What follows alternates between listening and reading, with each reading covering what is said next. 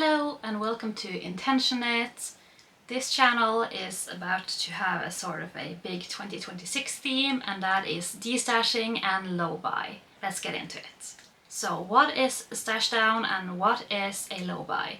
I'm probably going to say stash busting and stash down sort of intertwined, so sorry about that in advance. A stash busting to me is making sure that I use my yarn stash first and that I lower the amount during the year. So I will use a lot of my yarn stash with the intention of having less at the end of 2026 than what I enter 2026 with. So that's kind of the very short version.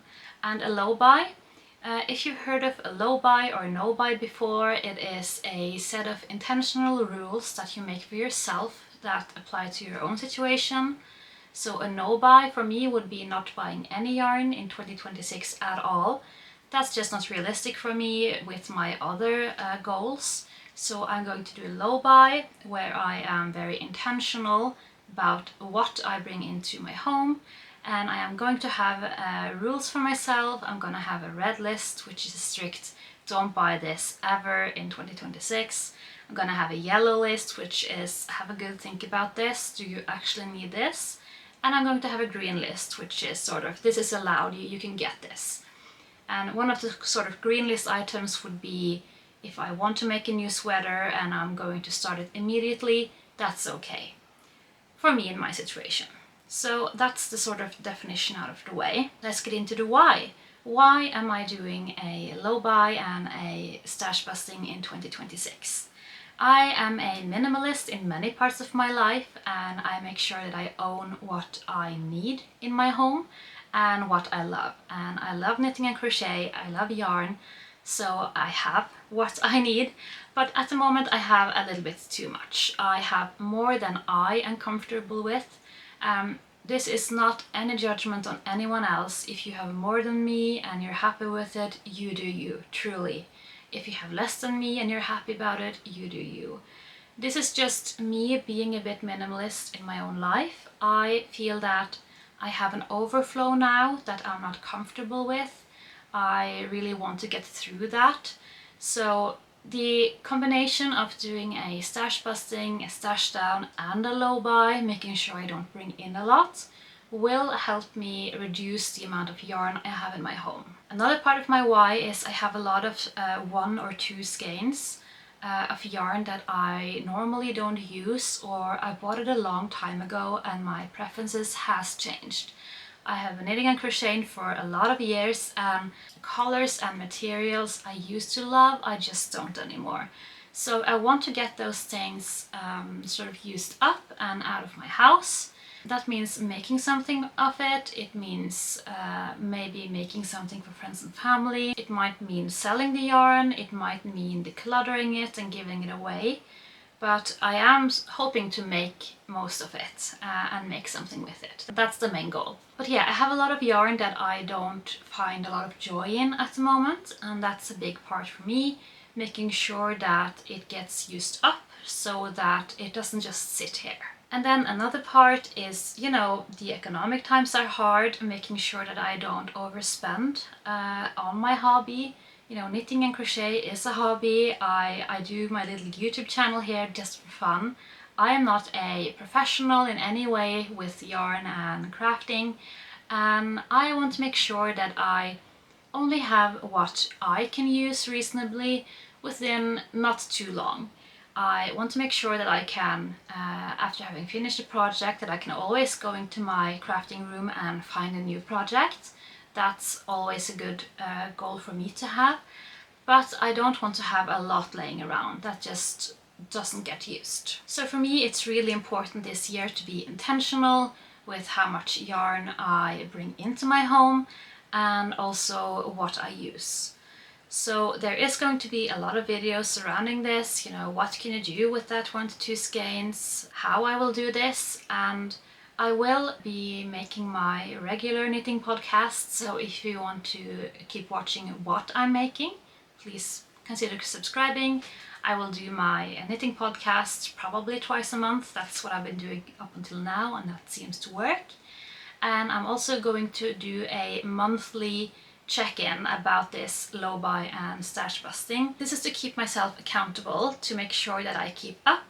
And my main reason for doing this video or this video series is to keep myself accountable. I have tried to do this before, and then I sort of have a day where I'm just like, oh, that's very pretty yarn and it's on sale. I'm sure you can relate. And if I know that I have to tell you guys that I slipped up, I hope it will be just that little bit harder. So my overall why is I have a little bit too much for my own taste. I want to use what I have. I want to be intentional in what I bring in. That's about it. I will also share with you my low buy rules. They're just not completely finalized yet. It's mid-December when I'm filming this, and I wanted to get this video up before the end of the year. And I haven't sat down to sort of finalize the list for my low buy rules, but I will share that. And my next video will probably be showing you all my yarn and kind of trying to make a plan. I am going to figure out exactly how much I have, any leftovers also included, and I will probably be surprised about how much I have. But I'm doing that to have a baseline so that I can have the number for when I start in 2026 and when 2026 is over. So that is coming up. So my plan is to always try to use from my stash first. I have some old sock yarn I'm going to use because I always make socks. When I want to knit a bigger item like a sweater or something, I will have to buy yarn for that, and that's fine, as long as I start that project immediately. Where I live, we have normally a 2-month return policy for yarn. So if I can start the project as soon as I get the yarn and have it done within 2 months, I can return the surplus yarn and make sure that it doesn't find its way into my stash. So that would be awesome. I also am going to make a lot of things I have postponed. I have never tried amigurumi before, crocheting amigurumi, and last January I bought a lot of amigurumi yarn. I'll probably make a video about that because I don't think I will like it, but I think it will be fun to try. And a lot of my extra yarn is, or some of the extra yarn is amigurumi yarn. I will also have to make a couple of shawls and figure out a lot of my 1 to 2 skeins. So trying to be creative with what I make will be a big part of this. I'm going to keep track of what I bring in and what I finish in grams.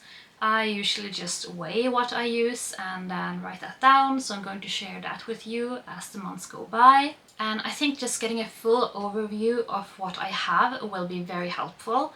I have a lot of leftover sock yarn, and figuring out what to do with that. Will it be yarn baskets? Will it be a lot of extra socks? I have no idea, but at the moment it's sort of not very easy to overview what I have and have an idea, so I'm really looking forward to that. Also, hopefully saving money by doing this. I know that most people have some economic struggles right now with things being expensive.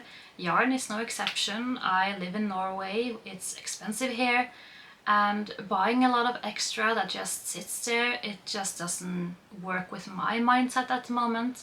I want to use what I have. I want to, reduce the heavy consumerist part of it all.